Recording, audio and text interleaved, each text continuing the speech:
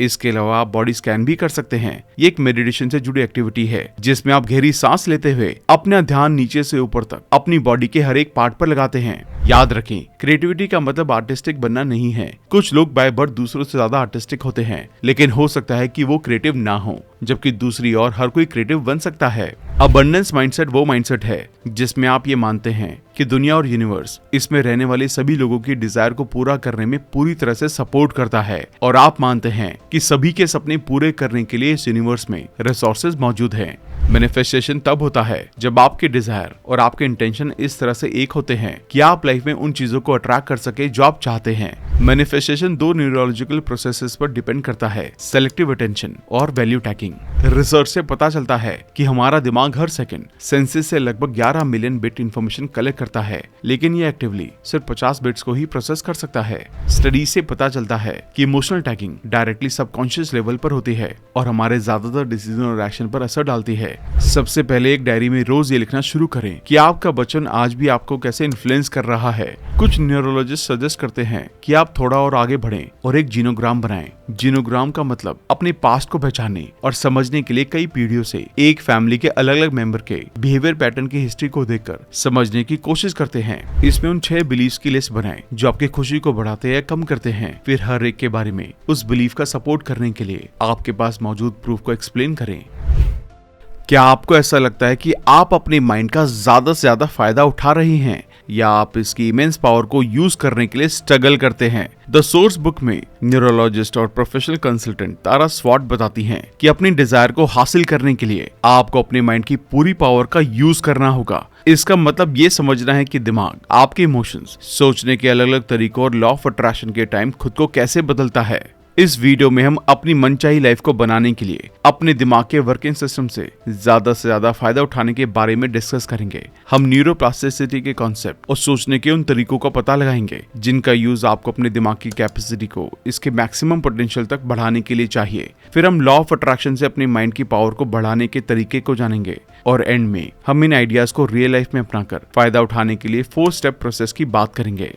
लेकिन इससे पहले कि आप इस वीडियो में खो जाएं, अगर आप हमारे चैनल पर पहली बार आए हैं तो हमारे चैनल को सब्सक्राइब जरूर कर देना। हमारा चैनल YouTube के बेस्ट समरी चैनल में से एक है। हमारी वीडियोस कभी कभी थोड़ी लंबी हो सकती है क्योंकि हम वीडियो और बुक के कंटेंट पर कभी भी कॉम्प्रोमाइज नहीं करते, इसलिए वीडियो को एंड तक देखना बहुत जरूरी है। तो चलिए फिर शुरू करते हैं। सबसे पहले समझते हैं सोचने के 5 तरीके। पहला है नेगेटिव पर बहुत ज्यादा भरोसा ना करें। स्वॉट कहती हैं नेगेटिव बिलीफ्स या आपको नेगेटिवली मोटिवेट करने वाली चीजों पर बहुत ज्यादा भरोसा ना करें, क्योंकि ऐसी चीजें आपके पॉजिटिव माइंडसेट पर हावी हो सकती हैं और आपके सेल्फ ग्रोथ में बड़ी रुकावट बन सकती हैं। जैसे आप अपनी जॉब को लेकर बार बार ये सोचने लगते हैं कि इतने कम पैसों में खर्च कैसे चलेगा और इसके अलावा मुझे दूसरी जॉब भी नहीं मिल पाएगी। तो आपकी ये नेगेटिव इंस्पिरेशन आपको इतना ज्यादा नेगेटिव करने लगेगी कि पॉजिटिव मोटिवेशन पर हावी हो जाएगी, और पॉसिबिलिटी है कि कुछ टाइम बाद ऐसा सच में हो जाए। नेगेटिव इन्फ्लुएंस की वजह से हमारी प्रोडक्टिविटी खराब हो जाती है, जिससे परफॉर्मेंस खराब होने लगती है और प्रमोशन नहीं मिल पाता, और एंड में इनकम सच में ही कम हो जाती है। तो अब सवाल है कि अगर ऐसा है तो जब आपको ऐसा लगने लगे कि नेगेटिव फीलिंग्स आपको मोटिवेट करने की बजाय कमजोर कर रही हैं, तो क्या करना चाहिए? तो इसके लिए आपको उनसे डरने की बजाय उन्हें चैलेंज करना चाहिए। हारने का डर और दूसरों के अप्रूवल की जरूरत, इन जैसे नेगेटिव फीलिंग्स इनइफेक्टिव मोटिवेटर की तरह काम करती हैं, जो आपकी लाइफ में प्रॉब्लम क्रिएट करती हैं और फोकस्ड और पॉजिटिव रहते हुए जरूरी चीजों में विश्वास करने से रोकती हैं। आप अपने नेगेटिव मोटिवेटर्स को एक अलग नजरिए से देखते हुए उन्हें रीडिफाइन करके चैलेंज कर सकते हैं। इसके लिए उन प्रॉब्लम से एक कदम पीछे हटें जो आपको नेगेटिव सोचने के लिए मोटिवेट कर रही हैं, और उन पर एक ब्रॉड माइंडसेट से सोचें। इस बारे में सोचें कि अब से 5 साल बाद आपकी प्रॉब्लम्स कैसी होंगी। अगर आपका जवाब है कि अच्छी हो जाएंगी, तो इस बारे में परेशान होने की कोई जरूरत नहीं है। आप अपने पॉजिटिव साइड पर ध्यान दें और ये अपने आप टाइम के साथ ठीक होती जाएंगी, और इससे आपको कोई फर्क भी नहीं पड़ेगा। अपनी हर उस प्रॉब्लम के साथ ऐसा करें जो आपको नेगेटिवली इन्फ्लुएंस करती है, क्योंकि ये तरीका आपको अपनी हर प्रॉब्लम से इंडिविजुअली डील करने में हेल्प करता है, ताकि उनका आप पर और आपके पॉजिटिव मोटिवेशन पर कम इफेक्ट पड़े। सोचने का अगला तरीका है फिजिकल हार्मनी। स्वॉट का सोचने का एक और तरीका आपकी फिजिकल बॉडी और सेंसेस के साथ तालमेल बिठाना है, जो आपके दिमाग और बॉडी के बीच रिलेशन को मजबूत करने में आपकी हेल्प करता है। इसमें एक स्पेसिफिक तरह की सेंसेस शामिल होती है जिसे इंट्रोसेप्शन कहा जाता है, जो आपकी बॉडी की इंटरनल वर्किंग को समझने से जुड़ी सेंसेस है। इंट्रोसेप्शन आपको बताती है कि आप कब भूखे हैं, थके हुए हैं, बहुत गर्मी लग रही है या सर्दी लग रही है, और इसी तरह की बातों के अलावा आपको महसूस करवा के बताती है कि कब आपको बाथरूम जाने की जरूरत है। अपनी फिजिकल अवेयरनेस और सेल्फ कॉन्ट्राडिक्शन में इंप्रूवमेंट के लिए आपको अलग अलग कंडीशन में आपकी बॉडी कैसा महसूस करती है इसके बारे में अवेयर रहना होगा। इसके लिए ऑथर एक डेली ट्रैकर रखने की एडवाइस देती हैं, जिसमें आप रिकॉर्ड करें कि आप क्या खाते हैं, कैसा महसूस करते हैं और आप कितनी बार टॉयलेट जाते हैं। ये आपकी बॉडी की वर्किंग और आपके मूड के बीच आपसी कनेक्शन को समझने और बनाने में आपकी हेल्प करता है। इसके अलावा आप बॉडी स्कैन भी कर सकते हैं। ये एक मेडिटेशन से जुड़ी एक्टिविटी है, जिसमें आप गहरी सांस लेते हुए अपना ध्यान नीचे से ऊपर तक अपनी बॉडी के हर एक पार्ट पर लगाते हैं। सोचने का तीसरा तरीका है इंट्यूशन या इनर नॉलेज। यहाँ इनर नॉलेज का मतलब अपने गट पर भरोसा करना है। हालांकि ये अजीब लग सकता है, लेकिन रिसर्च से पता चला है कि गैस्ट्रोइंटेस्टाइनल और डाइजेस्टिव सिस्टम असल में हमारे दिमाग की फंक्शनिंग पर सीधा इफेक्ट डालते हैं। स्टडीज बताती हैं कि एक हेल्दी माइक्रोबायोम मूड पर पॉजिटिव इफेक्ट डालता है और नेगेटिव थिंकिंग को कम करता है। इसके अलावा हमारी बॉडी में 90% सेरोटोनिन है, जो एक हैप्पी हार्मोन है। ये गट में रिलीज होता है, जो गट की हेल्थ को मूड से जोड़ता है और हमारा मूड अच्छा रहता है। दूसरी स्टडी से पता चला है कि गट बॉडी के 95% सेरोटोनिन को रिलीज करने के लिए रिस्पॉन्सिबल होता है, जो ऑथर की इस बात को सपोर्ट करता है कि मूड काफी हद तक गट की हेल्थ पर डिपेंड करता है। इसके अलावा सेरोटोनिन को कम या ज्यादा करने वाली मेडिसिन पर भी रिसर्च करने से पता चला है कि ये दवाएं भी डायरेक्टली या इनडायरेक्टली गट को हेल्दी रखने के लिए काम करती हैं। हेल्दी गट बनाए रखने से हमारी इनर विजडम अच्छी रहती है, जिससे बेहतर डिसीजन लेने में हेल्प मिलती है। अपनी गट हेल्थ को बेहतर बनाने के लिए रेगुलर बेसिस पर एक्सरसाइज करें और हेल्दी फूड खाएं।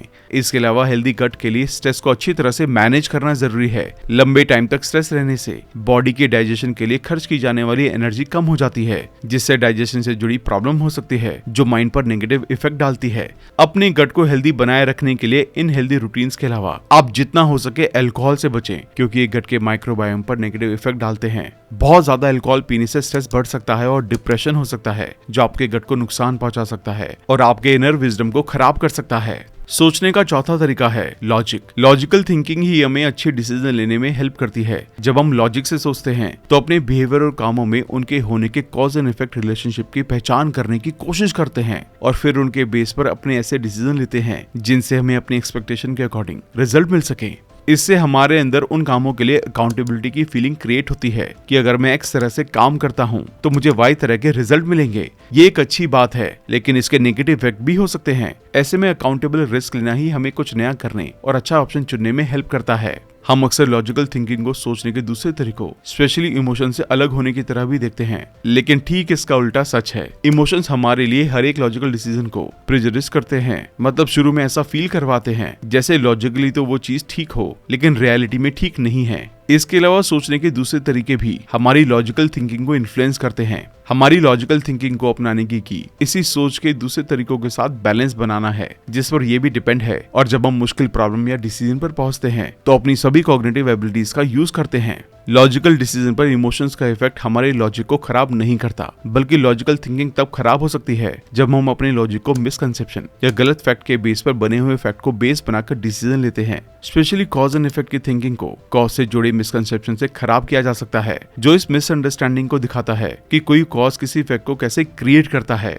एग्जाम्पल के लिए, अगर आप एक्सरसाइज करने का प्लान बना रहे थे और ये डिसाइड करने की कोशिश कर रहे थे कि इस बार एक्सरसाइज के टाइम स्विमिंग करनी चाहिए या नहीं, तो आप सोच सकते हैं पिछली बार जब मैंने स्विमिंग की थी उसके बाद मुझे अच्छा महसूस नहीं हुआ, इसलिए मैं दोबारा स्विमिंग नहीं करूंगा। हालांकि ऐसा किसी और रीजन से भी हो सकता है और जरूरी नहीं है कि स्विमिंग की वजह से ही आपको पिछली बार बुरा महसूस हुआ था। इसमें दूसरे फैक्टर्स भी हो सकते हैं, जैसे कि आपने क्या खाया, आप कैसे सोए, या क्या आप किसी बीमारी से जूझ रहे थे। इसलिए इस मिसकंसेप्शन या गलत फैक्ट से इन्फ्लुएंस होकर डिसीजन लेने से आप उस चीज को मिस कर सकते हैं जो आपके लिए एक मजेदार और फायदेमंद फिजिकल एक्टिविटी हो सकती है। डिसीजन लेने की कैपेसिटी डिसीजन की थकान की वजह से भी खराब हो सकती है। कई बार ऐसी सिचुएशन आती है जहां आपको जितने ज्यादा डिसीजन लेने होंगे, अच्छे डिसीजन लेना उतना ही मुश्किल हो जाएगा, क्योंकि आपके माइंड की एनर्जी खत्म हो रही है। आपके लिए हर एक डिसीजन में सोचने के सभी अलग अलग तरीकों को एक्टिवली मैनेज करने से आप में जल्दी ही डिसीजन लेने की थकान पैदा हो सकती है। बहुत सारे ऑप्शन चुनने से होने वाली थकान से बचने के लिए ऐसा रूटीन बनाने की कोशिश करें जिससे आपके हर दिन लेने वाले डिसीजन के नंबर्स कम हो जाएं। एग्जाम्पल के लिए, हफ्ते की शुरुआत में अपनी सभी डाइट का प्लान बनाकर उसे पूरे हफ्ते फॉलो करें। इसी तरह अपने दूसरे कामों में भी इसे यूज करें। सोचने का अगला तरीका है क्रिएटिविटी। एंड में स्वॉट क्रिएटिव थिंकिंग के बारे में बताती हैं। आमतौर पर हम क्रिएटिव थिंकिंग को आर्टिस्टिक एक्सप्रेशन जैसे गिटार या पेंटिंग जैसे किसी आर्ट का एक्सप्रेशन मानते हैं, लेकिन ये इसका सिर्फ एक हिस्सा है। क्रिएटिव थिंकिंग में आपके फ्यूचर के लिए एक विजन बनाने और उसे पूरा करने के लिए ऑप्शन चुनने की काबिलियत भी शामिल है, जो आपको उस फ्यूचर को रियल बनाने में हेल्प करती है। इसके लिए आपको अपनी क्रिएटिव एबिलिटीज पर भरोसा रखना चाहिए। हम सभी क्रिएटिव बन सकते हैं। अगर आपके अंदर कोई आर्ट नहीं है तो इसका मतलब ये नहीं है कि आप क्रिएटिव नहीं हैं। याद रखें, क्रिएटिविटी का मतलब आर्टिस्टिक बनना नहीं है। कुछ लोग बाय बर्थ दूसरों से ज्यादा आर्टिस्टिक होते हैं, लेकिन हो सकता है कि वो क्रिएटिव ना हो, जबकि दूसरी ओर हर कोई क्रिएटिव बन सकता है। चलिए अब बात करते हैं लॉ ऑफ अट्रैक्शन की। एक बार जब आप ये जान लेते हैं कि अपने माइंड को अच्छी तरह से कैसे एनर्जी देनी है और अपने माइंड की प्रोडक्टिविटी को ज्यादा से ज्यादा कैसे बढ़ाना है, तो आप अपना मनचाहा फ्यूचर बनाने के लिए लॉ ऑफ अट्रैक्शन का यूज आसानी से कर सकते हैं। बहुत से लोग लॉ ऑफ अट्रैक्शन को स्पिरिचुअल या फेथ बेस्ड कॉन्सेप्ट की तरह जानते हैं, क्योंकि बहुत सारी सेल्फ हेल्प बुक्स और प्रोग्राम्स में इसे इसी तरह से बताया गया है। लेकिन रियलिटी में इसका न्यूरोलॉजिकल रीजन है कि ये लॉ क्यों काम करता है। इसके लिए ऑथर लॉ ऑफ अट्रैक्शन के प्रिंसिपल्स को बताती हैं।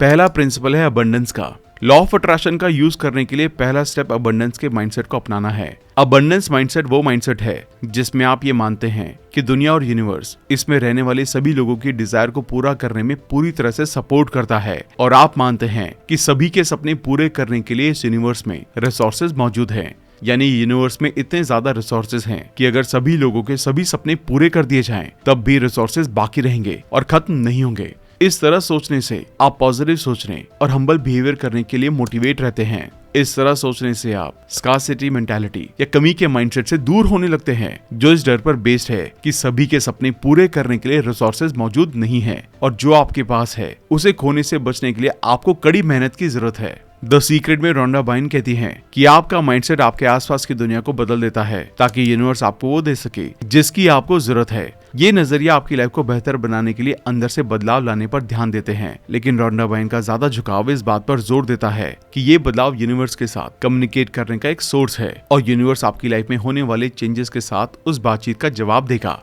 एज अ न्यूरोलॉजिस्ट, स्वॉट का कहना है कि हमारा दिमाग फायदे के कंपैरिजन में नुकसान पर डबल ध्यान देता है, जिसका मतलब है हमारी नेचुरल टेंडेंसी फायदा हासिल करने के कंपैरिजन में नुकसान से बचने के लिए बहुत ज्यादा कोशिश करने की है।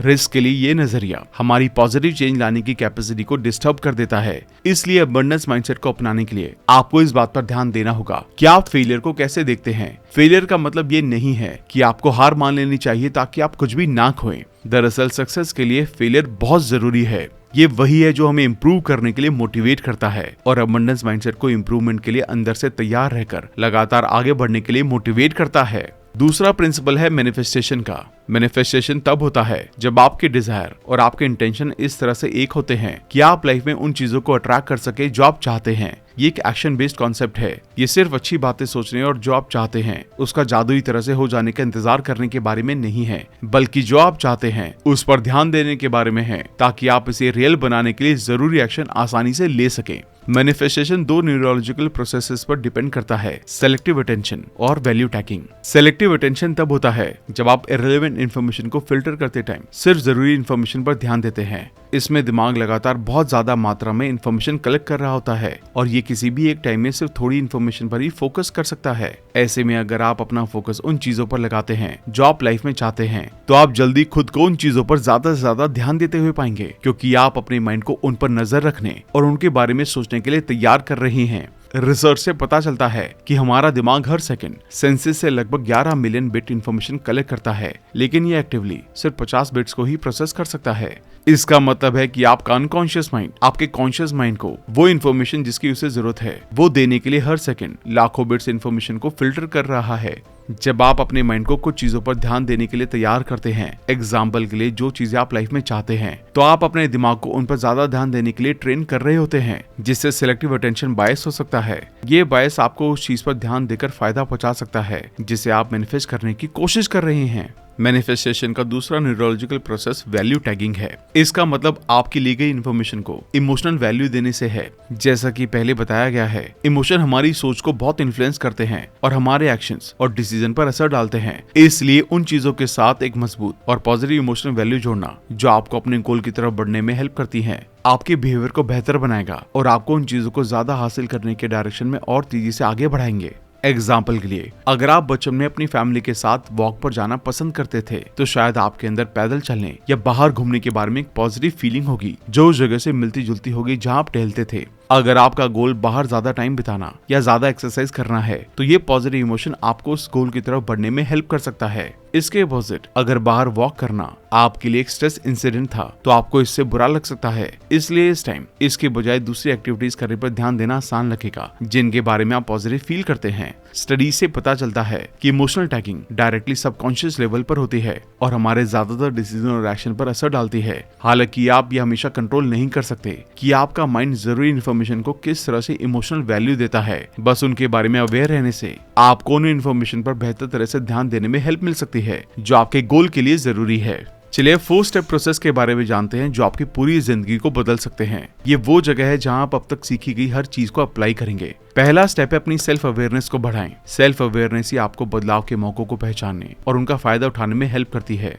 इसके लिए ऑथर कई जर्नलिंग टेक्निक्स को बताती हैं जो आपकी सेल्फ अवेयरनेस को बढ़ा सकते हैं। सबसे पहले एक डायरी में रोज ये लिखना शुरू करें कि आपका बचपन आज भी आपको कैसे इन्फ्लुएंस कर रहा है। आपकी परवरिश और स्पेशली जिन लोगों के साथ आप जुड़े हुए थे उनसे आपने जो सीखा वो आज आप जो हैं उसे बहुत इन्फ्लुएंस करता है। ये रिलेशन बचपन में आपके लिए आइडियल का काम करते थे। उन्होंने ट्रिगर्स जैसे स्ट्रेस, गरीबी, प्रॉब्लम्स या अपॉर्चुनिटीज में कैसा सोचना और बिहेव करना चाहिए इसके बारे में आपके बिहेवियर के जरिए आपको अपनी लाइफ में सिचुएशन से डील करने के लिए एक आइडियल रोड मैप दिया। इन सीखे गए तरीकों को आपकी लाइफ को कंट्रोल करने से रोकने के लिए आपको उनके बारे में पता होना चाहिए। आप और आपकी फैमिली के दूसरे मेंबर्स ने जब आप बड़े हो रहे थे तब क्या रोल निभाए, आपकी फैमिली ने कौन से सीक्रेट छुपाए और उनका आप पर क्या असर पड़ा, आपकी फैमिली के बिलीफ्स और वैल्यूज क्या हैं और आपकी फैमिली कमियों और अच्छाइयों को कैसे देखती है, इन्हें एक डायरी में लिख लें। अब सोचे कि ये चीजें आप पर किस तरह से असर डालती रहती हैं। दूसरे न्यूरोलॉजिस्ट भी आज को बेहतर ढंग से समझने के लिए बचपन के एक्सपीरियंसेस और रूल्स के बारे में सोचने के फायदों के बारे में बताते हैं।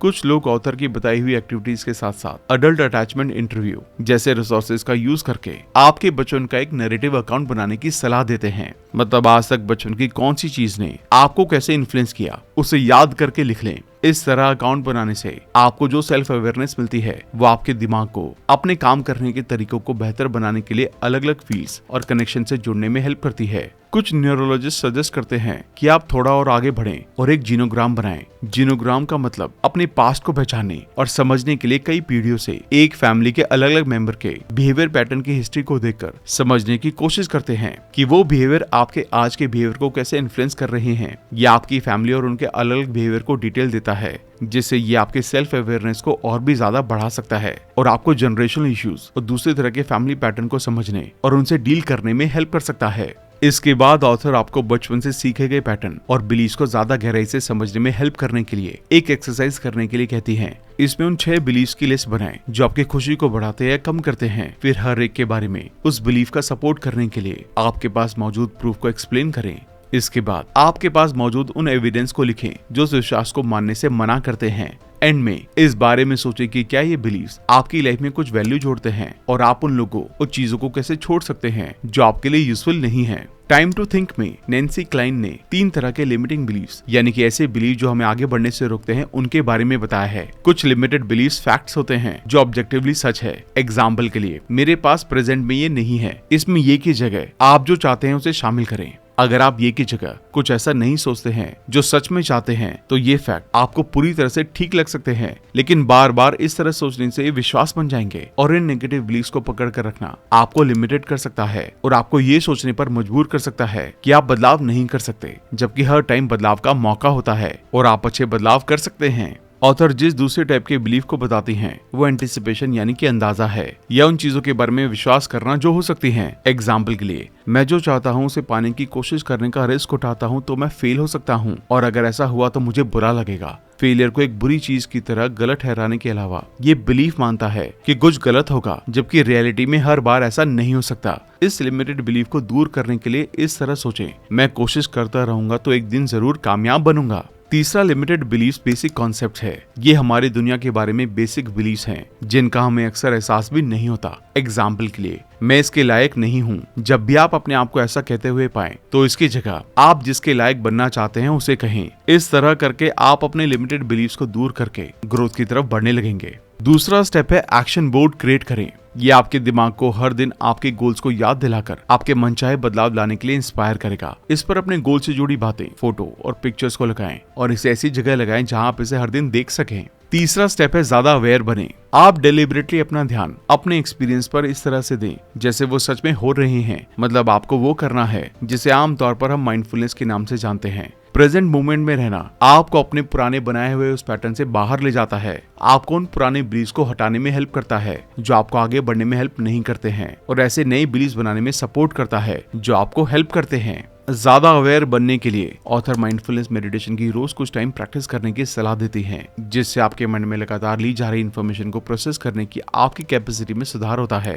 इसके लिए आप बॉडी स्कैन कर सकते हैं, यानी कि कुछ टाइम के लिए मेडिटेशन में बैठकर आपको अपनी बॉडी के हर एक हिस्से पर कुछ टाइम ध्यान देना है। और इसके अलावा किसी मोमेंट या एक्सपीरियंस जैसे खाना खाना, टहलना या म्यूजिक सुनने के दौरान अपने अंदर उठने वाले इमोशंस पर गहराई से ध्यान देने के लिए बस दिन में कुछ बार टाइम निकालें। रिसर्च से पता चला है कि माइंडफुलनेस के सभी तरीके हमारे फोकस को बनाए रखने और आने वाले रुकावटों को रोकने की हमारी काबिलियत में सुधार करने में हेल्प करते हैं। माइंडफुलनेस आपके रिलेशन को बेहतर बनाकर दूसरों से जुड़ने की आपकी स्किल को भी बेहतर करता है। माइंडफुलनेस टेक्निक को इमीडिएटली एक अच्छी आदत बनाना भले ही मुश्किल लग सकता है, लेकिन आप उन लोगों के ग्रुप में शामिल होकर इसे आसान बना सकते हैं जहां दूसरे लोग भी माइंडफुलनेस करते हैं। चौथा स्टेप है प्रैक्टिस करें। ये चेंजेस आसानी से या जल्दी से नहीं होते। इन चेंजेस को करने और हमेशा के लिए मजबूत आदतें बनाने के लिए आपको एक्टिवली और रेगुलर बेसिस पर पूरी तरह से इन पर ध्यान देने की जरूरत है। पहले बताए गए तरीकों को फॉलो करने से आप फाइनली अपने गोल तक पहुंच सकते हैं। इसके अलावा आपके और आपकी मनचाही लाइफ के बीच मौजूद रुकावटों की पहचान करना जरूरी है। ऐसा करने के लिए कागज के एक टुकड़े पर 3 कॉलम बनाएं और पहले कॉलम में अपने गोल्स लिखें, दूसरे में उन बिहेवियर्स को लिखें जो आपको इन गोल्स को हासिल करने में रुकावट पैदा कर रहे हैं, तीसरे कॉलम में उन बिलीव्स को लिखें जो इन बिहेवियर को करने के लिए इंस्पायर कर रही हैं। ये वो चीजें हैं जो अबंडेंस का माइंडसेट डेवलप करने में आपके रास्ते में रुकावट बन रही हैं और आपके गोल की तरफ बढ़ने में आपकी ग्रोथ को रोक देते हैं। इसी के साथ अफर्मेशन की एक लिस्ट बनाएं। एक पेज पर सेल्फ हेल्प बुक्स, मूवीज और उन लोगों के आइडियाज जिन्हें आप रिस्पेक्ट करते हैं उनके कोट्स को लिख लें और उन्हें दिन में कई बार अपने आप से दोहराएं। ये उन कामयाब लोगों के सोचने के तरीके को आपके दिमाग में बिठा देगा और आपके गोल को आपके सबकॉन्शियस से कॉन्शियस माइंड तक ले जाने में हेल्प करेगा, ताकि आपके लिए सही एक्शन लेना आसान होने लगे और आप आसानी से अपने गोल की तरफ बढ़ सकें। अफर्मेशन को प्रेजेंट टेंस में लिखें, क्योंकि इससे उन बातों को हमारे सबकॉन्शियस माइंड के लिए समझना आसान बनता है। अपनी अफर्मेशन में नहीं जैसे नेगेटिव वर्ड्स को यूज करने से बचें और उन्हें पॉजिटिव से बदलने की कोशिश करें।